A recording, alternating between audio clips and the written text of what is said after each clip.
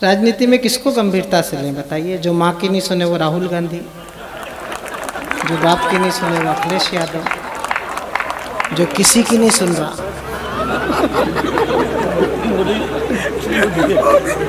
और जिसकी कोई नहीं सुन रहा वो केजरीवाल।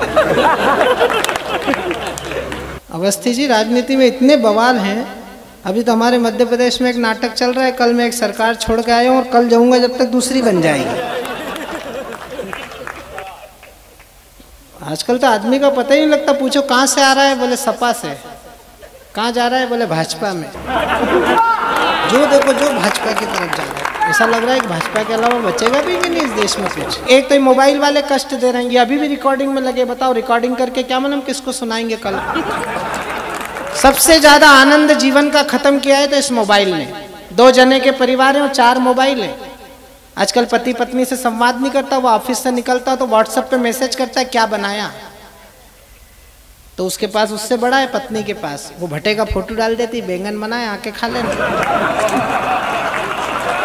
अरे तुमने भी ताली बजा के बता दिया कि ओरिजिनल रेपुटेशन यही है।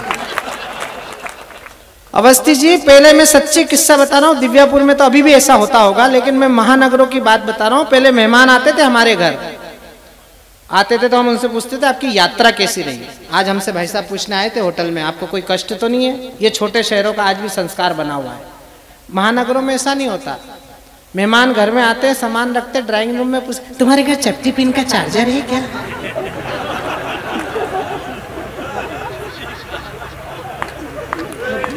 ऐसा लगता है जैसे इसने चपटी पिन के चार्जर के लिए दिव्यापुर तक की यात्रा की है। हमारे देवास में तो एक हिंदी के प्राध्यापक, उनकी लड़की भाग गई, प्रेम विवाह कर लिया। लड़का अच्छा मिल गया, वो तो ढूंढ नहीं पाते इतना अच्छा। तो प्रोफेसर साहब ने मन पे ले लिया, मन पे ले लिया। लेकिन वो 15-20 दिन बाद स्थिति सामान्य बनी तो बेटी घर लौटी। बेटियां तो घर लौटती हैं। वो लौटी तो प्रोफेसर साहब बाहर ही अखबार पढ़ रहे थे, ऐसे बिल्कुल चश्मा लगा के, नई दुनिया। और वहीं से देखा उन्होंने कि छोरी आ रही है। और जैसे ही वो पेड़ी चढ़ी, कहाँ गई थी? मेरी नाक कटा के आप क्यों आई है? वो बोली मेरा चार्जर रह गया। ताली और ठाके वाली बात ये नहीं थी। ठाके वाली बात तो ये थी कि प्रोफेसर साहब ने कहा बेटा चार्जर के चक्कर में तो तू घर से भागी थी।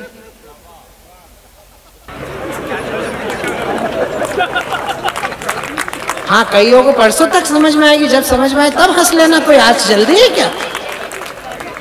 सीए का विरोध कर रहे हैं, सीएबी का कर रहे थे। पहले पूछा सीएबी का क्यों कर रहे हो? बोले सी पहले आ गया, इसको एबी के बाद आना था। फिर सीए हो गया। मैंने बोला आप क्यों कर रहे हो? बोले ये डबल बार क्यों आ गया? हिंदुस्तान में कुछ लोगों को समझ ही नहीं आ रहा है कि उनको करना क्या है। और सही बात तो यह है कि इनका डीएनए टेस्ट होना चाहिए कि ये प्रोडक्शन है कहाँ का। ये हमारे घर की माता बहनें भोजन बनाती हैं, पहली रोटी गाय की, आखिरी रोटी कुत्ते की। अब दिव्यापुर छोटा शहर है, यहाँ गाय भी मिल जाती, कुत्ते भी मिल जाते। बम्बई दिल्ली में, ये कानपुर से हमारा हेमंत पांडे आया है, आजकल मल्टी में रहता है। वहाँ ना गाय पहुँच पाती है ना कुत्ते पहुँच पाते। अभी रात में 2 बजे कविता सुना के घर जाएगा तो वो दोनों रोटी इसी को गर्म करके खिला देगा।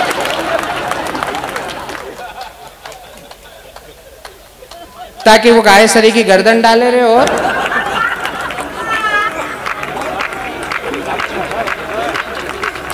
अच्छा, इनकी हालत देख देख के तो राहुल गांधी ब्याह नहीं कर रहा बेचारा।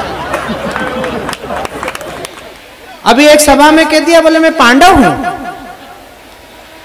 जैसे उसने कहा कि मैं पांडव हूं तो भाजपा वाले पीछे बढ़कर पांडव है तो द्रौपदी बता।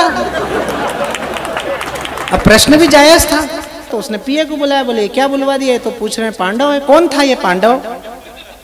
बोले पांडव कौन था? तो पूरा पांडाल मौन था। पीए ने कान में कहा कि सर वो था नहीं, थे। बोले जो भी हो बताओ, ये प्राण पी रहे हैं बीजेपी वाले, ये चीन का ताजमहल बना देंगे अभी 2 दिन में। मुझे तो बताओ, पहले समझाओ कि ये पांडव कौन था। और वो पीए ने सोचा जिसको भारत नहीं पता उसको महाभारत क्या पता होगा। हाँ, कुछ चीजें तुमको भी समझनी पड़ेगी, थोड़ी बुद्धि लगाना तुम भी समय समय पे। तो पीए ही होता है। आप तो राजनीति में रही हैं, अभी भी राजनीति में, आप जानती हैं पीए तो पीए होते हैं। पीए के पास सब समाधान होता है। पीए ने तुरंत बी आर चोपड़ा की सीडी बुलाई। और उसको दिखाई।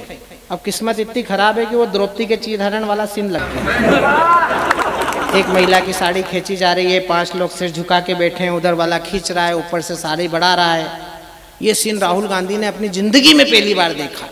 उसका दिमाग खराब हुआ, बोले क्या चल रहा है, एक महिला की साड़ी खींची जा रही है, ये 5 लोग सिर झुका के बैठे हैं, ये कौन है?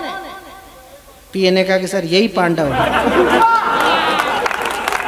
बोले निकालू जूता, ये पांडव बताने की क्या जरूरत थी, उधर वाला बता देते। बोले सर उधर वाले ही खींच रहा है। अब उसका ध्यान गया ऊपर, ये आदमी ढंग का है जो साड़ी बढ़ा रहा है। बोले ये बता देता। पीए ने कहा सर ये तो बता ही नहीं कर सकता था, तो भगवान श्री कृष्ण है, इनकी 1008 रानियां हैं, अपना तो बोनी बट्टा ही नहीं हुआ।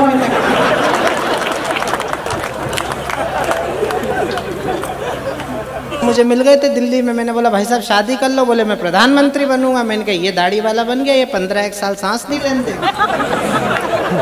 और मैंने कहा ये हटेगा तो पीछे से मोटा भाई आ रहा है। और मैंने कहा 10 साल वो प्राण पिएगा। और मैंने कहा वो हटेगा तो फिर वो लखनऊ से वो आ रहे हैं बाबा जी, सीधे दिल्ली की तरफ नोएडा होते हुए। मैंने कहा फिर वो प्राण पिएंगे, तुम्हारी तो जवानी भी खराब है, बुढ़ापा भी खराब है। बोले मैं राष्ट्रीय अध्यक्ष बनूंगा। मैंने कहा अध्यक्ष बनो कि उपाध्यक्ष बनो, हिंदुस्तान में ब्याह करना पड़ता है, शादी करनी पड़ती है। बोले करना तो चाहता हूँ लेकिन हो नहीं रही है। तो मैंने कहा ये हिंदुस्तान है, या जो काम कोई नहीं करता वो हमारा भगवान करता है।